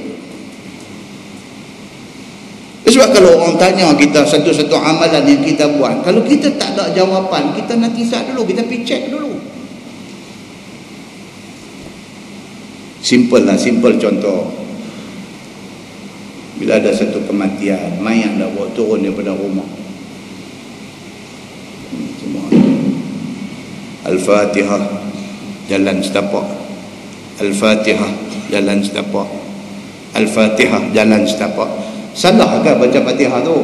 Tak salah. Tak, yang pergi buah gear 3 tu pasal apa? Tak, orang tanya saya satu ustaz. Orang tanya saya nak jawab apa? Saya tak pernah jumpa dalam hadis suruh buat benda tu. Apatah lagi kalau orang suruh saya. Lepas tengok, oh Ustaz Samsuri ada, Ustaz tolong buat turun mayat. Saya seorang mana boleh saya seorang nak pikir dia buat turun, mana boleh. Tu ada ramai tu, cantiklah turun lah. Dah buat turun apa? Dia faham dalam kepala dia buat turun tu 3 gear tu buat turun. Saya punya duk cari juga. Saya pun kalau ada satu contoh, walaupun hadis dhaif pun tak apa lah. Kalau ada lah, kurang-kurang saya nak pergi buat taklah mengkelan sangat. Saya tahu kata benda ni ada dalam hadis yang dhaif, tak boleh buat kerja. Tapi kalau buat amalan tak boleh lah nak pergi duduk belakang dia. Tak ada. Jadi berkata beliau, Fatihah salah ke? Fatihah tak salah, tu yang gear 3 tu yang saya tak tahu. Orang tanya saya nak jawab apa? Islam dia mesti ada penjelasan kepada satu benda yang dia buat. Penjelasan dia mesti nas. Bila tak ada, kita nak pergi buat tu, dia gaya. Kepada Ustaz, tolong Ustaz. Tak apa. Dan kalau orang buat, saya nak lompat pergi silat, buka gayung patani ke apa tak, saya tak buat benda macam tu. Tapi jangan suruh saya buat. Kalau dia nak buat, saya nak pergi bersyarah ke dia, kata tak boleh, saya tak buat benda macam tu. Saya ada sama dengan dia, cuma saya tak langkah lah 3 gear tu. Saya tengok je lah. Pasal apa? Pasal apa explanation dalam nas. Kalau kita membenarkan benda tu, lagi macam-macam benda nanti main.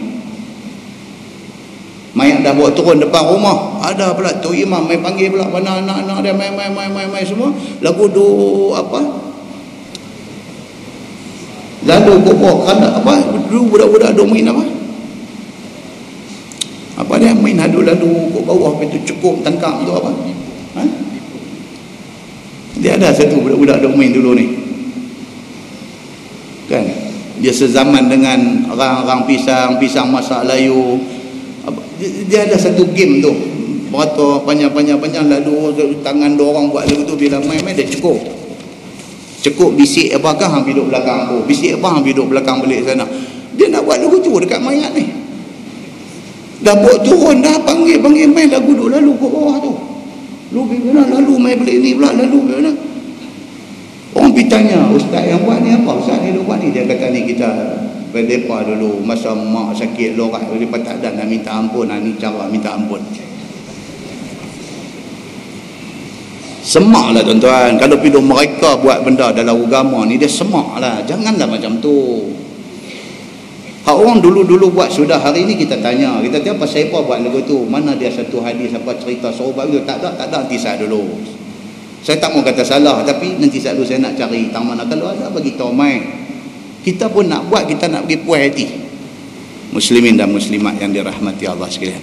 Kalau tidak, Islam jadi macam tu. Tambah sana sikit, tambah sini sikit, modify tang tu sikit, modify tang ni sikit. Seolah-olah hak Nabi buat dulu tak cukup cantik lagi, tak cukup sempurna lagi. Sampai kita nak kena buat bagi cantik daripada yang Nabi buat. Siapa kita ni yang kita nak buat lebih daripada Nabi sallallahu alaihi wasallam? Muslimin dan muslimat yang dirahmati Allah sekalian.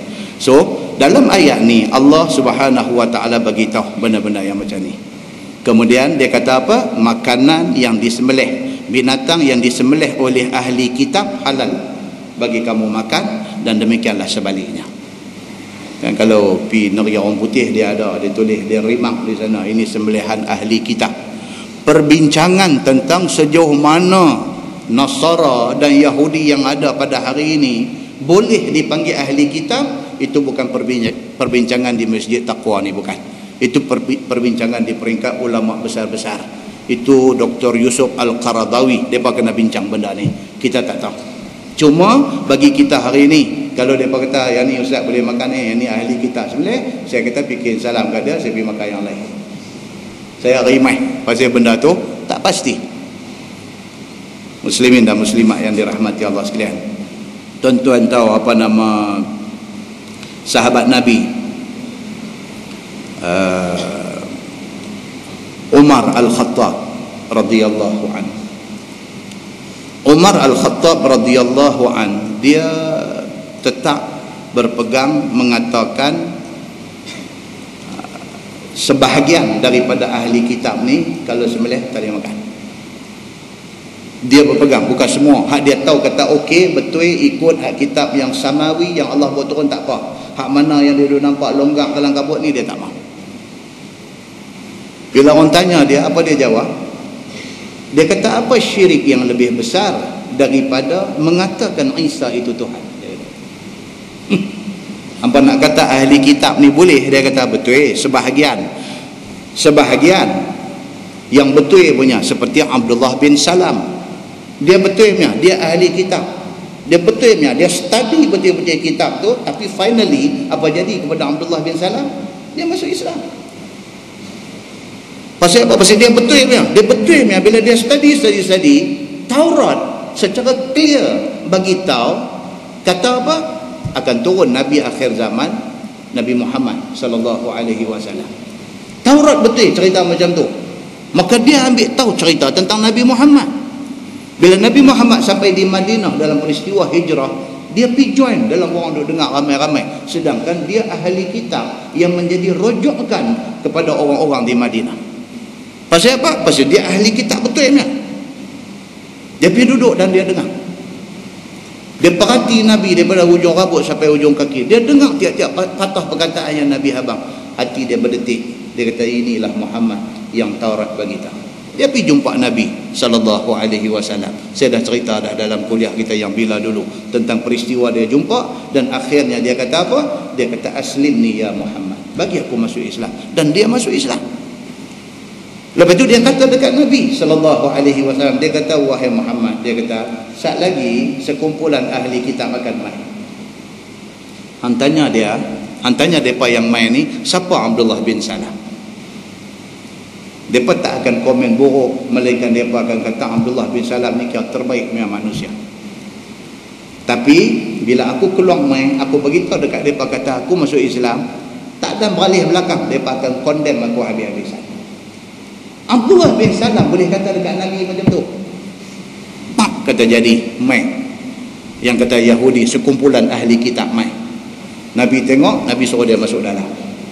Abdullah bin Salam yang baru masuk Islam, masuk duduk dalam. Depa ni masuk mai jumpa Nabi, sembang, tidak jujur, tidak ikhlas. Mai nak tengok Nabi, lagu nak usah satu macam.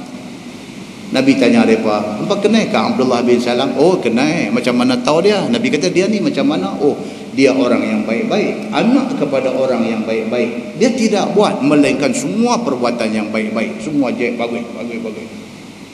Nabi pun tengok, Allah SWT keluar mai. Dia kata, hang datang ni.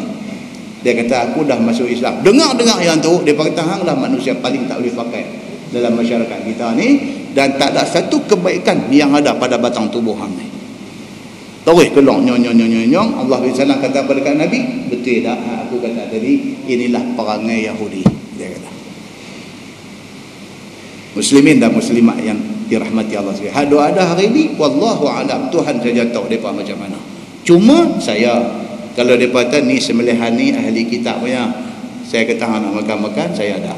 Itu ya. Muslimin dan muslimat yang dirahmati Allah SWT. Maka Allah Subhanahu wa taala bagi tahu, wa ta'amul ladzina utul kitab hillul lakum. Makanan segala mereka yang diberi akan kitab itu halal bagi kamu orang Islam. Artinya sembelihan Yahudi, sembelihan Nasrani halal bagi kamu. Wa ta'amukum hillul lahum, dan demikianlah makanan kamu sembelih halal bagi mereka itu. Yang ni bagi ahli kitab yang betul punya. Baik. Wal muhsanatu minal mu'minat wal muhsanatu minal ladzina utul kitab. Dan juga boleh menikah, boleh kahwin, halal kita kahwin dengan perempuan yang merdeka daripada segala perempuan yang mukminah, dan segala perempuan yang merdeka daripada segala mereka yang ahli kitab. Demikian juga kita orang Islam boleh kahwin dengan perempuan ahli kitab yang betul punya. Boleh kahwin. Tidak menjadi satu kesalahan, kata Quran, iaitu Yahudi dan Nasara yang benar-benar mengikut kitab yang asal diturunkan. Min qablikum, daripada dahulu kamu. Halal bahawa kamu nikah dengan mereka itu. Artinya halal nikah orang Islam dengan perempuan Yahudi ataupun perempuan Nasara yang ahli kitab betul. Halal. Dia nak buat yang tu. Iza ataitumuhunna ujurahunna, dengan syarat apa dia? Kamu datang akan mereka itu, akan mas kahwin mereka itu. Kita orang Islam kahwin dengan perempuan ahli kitab yang betul punya, ikut Taurat betul, ikut Injil betul. Boleh kahwin dan bayar mas kahwin. Kahwinlah, dia kata, tak ada masalah. Muhsinina ghaira musafihin, hal keadaan kamu berkahwin betul-betul dan tidak berzina. Allah Subhanahu wa taala bagi penekanan, dia kata apa? Menikah betul-betul, jangan berzina. Musafihin, kan baru ni kita baca satu hadis cerita tentang hukum. Saya mesti jelutong buat kita baca benda ni. Laki-laki perempuan berzina, lepas berzina nak menikah, boleh tak boleh? Jelutong pun. Hadis riwayat daripada Aisyah radhiyallahu anha. Orang mai tanya Aisyah tentang satu budak laki-laki dengan satu budak perempuan berzina, dan Allah mereka nak menikah, boleh tak boleh? Kata dia, awwaluhu sifah wa akhiruhu nikah wal haram ma yuharrimul halal.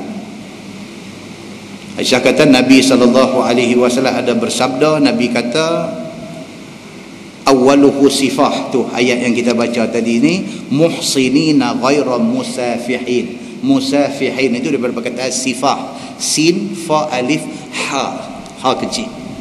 Sifah maksud dia zina.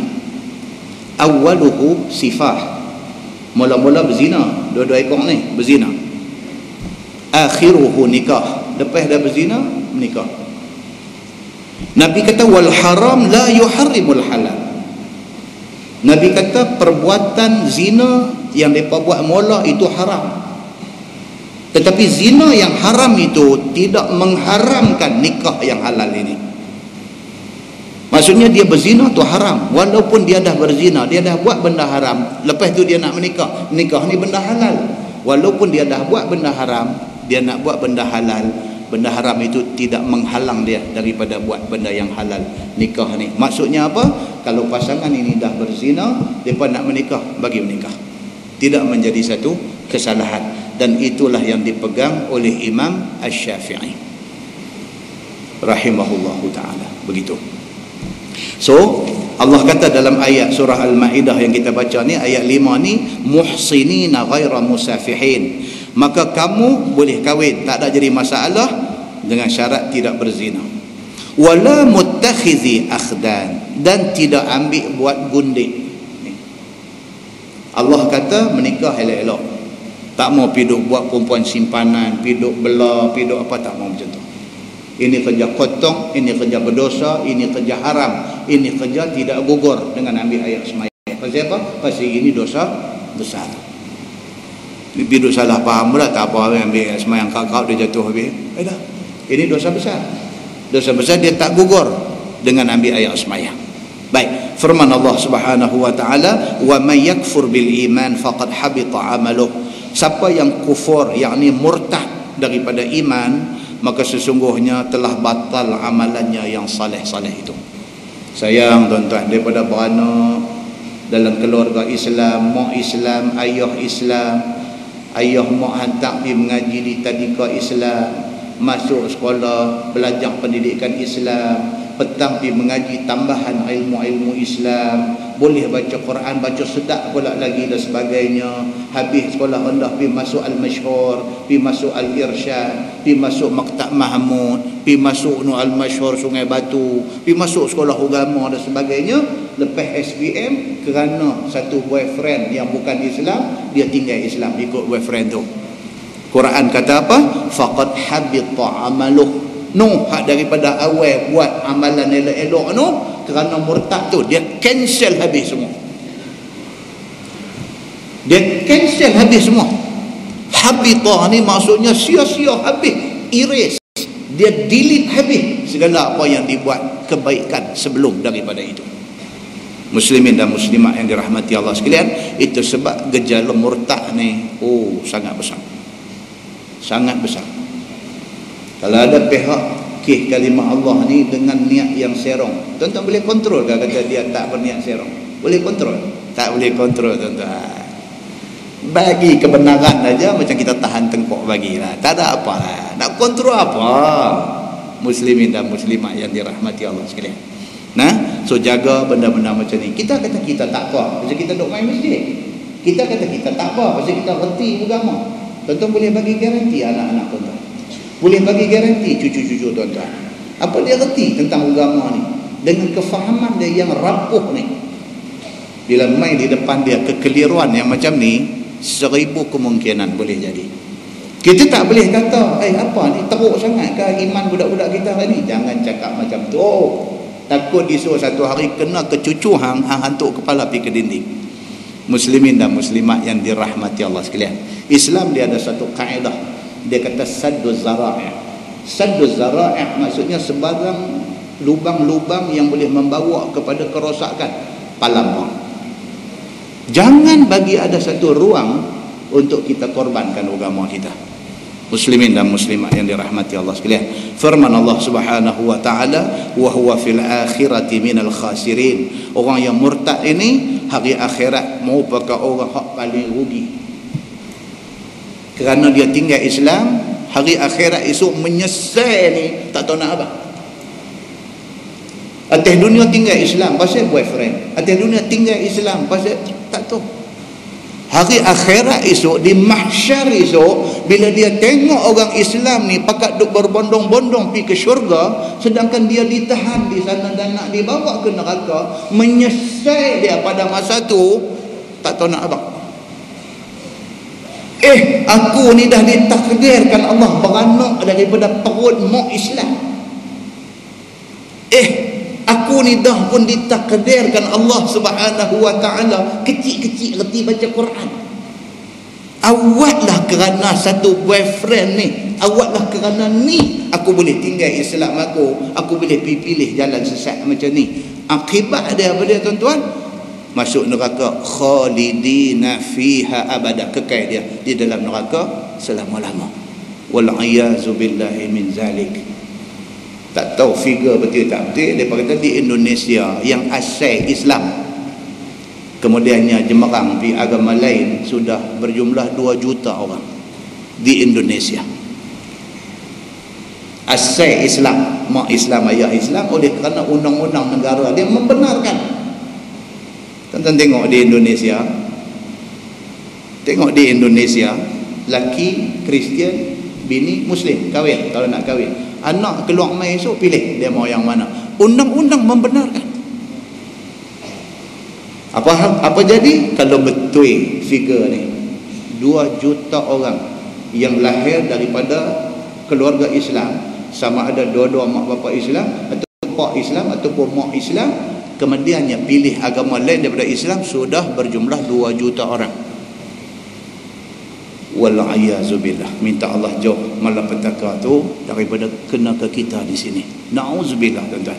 Cakap lagi derai duk sokong benda ni, takut esok dia lipat mai keluarga kita kena, cari tiang hak paling kerat dia hantuk kepala.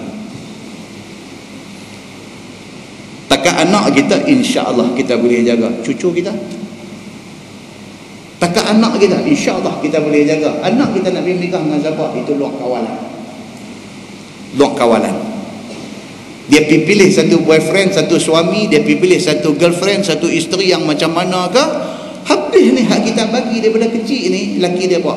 Nabi SAW kata apa? Al-mar'ah ala dini khalili.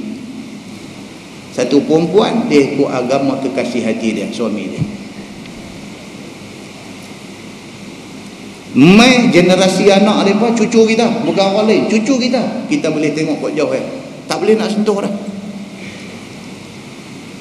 Habis sangat boleh tegur anak kita ni sambil-sambil lagu tu, yang kata ni awak anduk biang anak macam tu, tak bagus tu. Alah bapa, biasalah bapa. Dia jawab banyak tu ya tuan-tuan. Terjulur lidah nak kata apa tak boleh. Kita duk tanya dia 2-3 kali. Bapa, payahlah balik rumah bapa ni. Banyak korek. Banyak korek dia kata kat pak dia. Dia tak balik. Kita ni duk ingat cucu ni nampak duk nak jadi pelik. Kita pergi di rumah dia. Dia tunjuk tak welcome kita. Habis tuan, habis lah. Kita orang tua-tua pergi rumah anak menantu tunjuk muka satu macamnya sembek kat kita. Kita boleh duduk rumah dia. Duk cadang nak duduk 2 malam. Hari tu juga balik. Anak kita boleh cakap kuat lagi, boleh lagi. Cucu dah tak boleh kontrol tuan-tuan. Muslimin dan muslimat yang dirahmati Allah sekalian, tolong banyak-banyak jaga hal ini. Pasal Tuhan kata apa? Wa huwa fil akhirati minal khasirin. Orang yang akhirnya murtad ini di hari akhirat, depa inilah orang yang paling rugi. Apabila mati mereka itu atas murtad, dan jika kembali mereka Islam, kena qada. Masa mereka murtad itu segala amalan kena qada balik. Kalau dia murtad kata 2 tahun, lepas itu sedang balik. Siapa akan pergi bercakap lagu mana kata dia sedang balik, bertaubat, mengucap apa semua, jadi Islam balik. 2 tahun punya sembahyang puasa kena qada balik, kata Imam Asy-Syafi'i. Pasal apa? Pasal tempoh masa 2 tahun itu dia dianggap bukan orang Islam. Katalah dia dah murtad tapi duk sembahyang lagi, tak pakai sembahyang tu. Ulaika habitat a'maluhum. Mereka itu sia-sialah amalan mereka. Nah, baik, dia kata apa? Dan jika kembali mereka Islam, kena qada lah apa yang mereka tinggal masa murtad. Tiada qada amalan yang dahulu daripada tu, tetapi tiada pahala.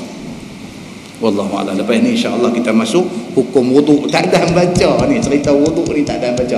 Mukadimah baca dah, baca benar tadi. Yang akan datang dia akan mai hukum wuduk. Dia akan cerita ambil ayat semayang ini apa hukum dia. Cuma tuan-tuan, Nabi SAW menjadi kebiasaan. Nabi SAW menjadi kebiasaan dia ambil ayat semayang tiap waktu semayang. Nabi punya kebiasaan 5 waktu semayang, 5 waktu Nabi akan ambil ayat semayang. Bukan ayat semayang batal, tapi Nabi renew. Sehinggalah pada hari pembukaan kota Mekah. Pembukaan kota Mekah, Nabi daripada Madinah mai ke Mekah, masuk pembukaan kota Mekah. Hari itu Nabi semayang 5 waktu semayang dengan satu wuduk. Umar Al-Khattab dia tegur Nabi, dia kata, ya Rasulullah, pada pemerhatian saya, Tuan sudah buat satu benda yang Tuan tak biasa buat. Dia kata, kebiasaan Tuan masuk waktu semayang ambil air semayang, masuk waktu semayang, walhal wuduk masih ada, tapi Nabi renew. Tapi ni pasal apa ni? Hari pembukaan kota Mekah ni Nabi semayang 5 waktu dengan satu wuduk saja. Nabi SAW jawab, dia kata, amdan sana'tuhu ya Umar. Dia kata, saja aku buat lagu tu. Saja, amdan maksud sengaja aku buat lagu tu. Pasal apa? Pasal nak beritahu. Kata boleh kalau satu wuduk guna untuk beberapa semayang, boleh. Cuma kebiasaan Nabi. Nabi dia akan renew tiap-tiap waktu semayang. Dia ambil ayat semayang lagi sekali. Yang tu kita nanti baca detail insya-Allah pada bulan depan. Nah, insya-Allah kita tangguh dengan tasbih kafarah dan suratul As. Subhanakallahumma wa bihamdik. Asyhadu an la ilaha illa anta astaghfiruka. Bismillahirrahmanirrahim. Wal 'asr innal insana lafi khusr illa allazina amanu wa 'amilus shalihat wa tawassaw bil haqq wa tawassaw. Allahumma salli ala Muhammadin fil awwalin wal akhirin wa sallim wa radiyallahu tabaraka wa ta'ala an sadatina ashabi sayyidina Rasulillah ajma'in. Bismillahirrahmanirrahim. Alhamdulillahi rabbil alamin hamdan yuwafi ni'amahu wa yukafi'u mazidah. Ya Rabbana lakal hamdu kama yanbaghi li jalali wajhikal karim wa 'azimi sultanik. Radina billahi rabba wa bil islami dina wa bi Muhammadin nabiyyan wa rasula. Allahumma iftah alaina futuhal 'arifin warzuqna fahman nabiyyin بجاه خاتم المرسلين. اللهم فقهنا في الدين وعلمنا التأويل واهدنا صراطك المستقيم. اللهم أرنا الحق حقا وارزقنا اتباعه وأرنا الباطل باطلا وارزقنا اجتنابه. اللهم اجعل جمعنا جمعا مرحوما وتفرقنا من بعده تفرقا معصوما. وصلى الله على محمد وعلى آله وصحبه وسلم والحمد لله رب العالمين. السلام عليكم.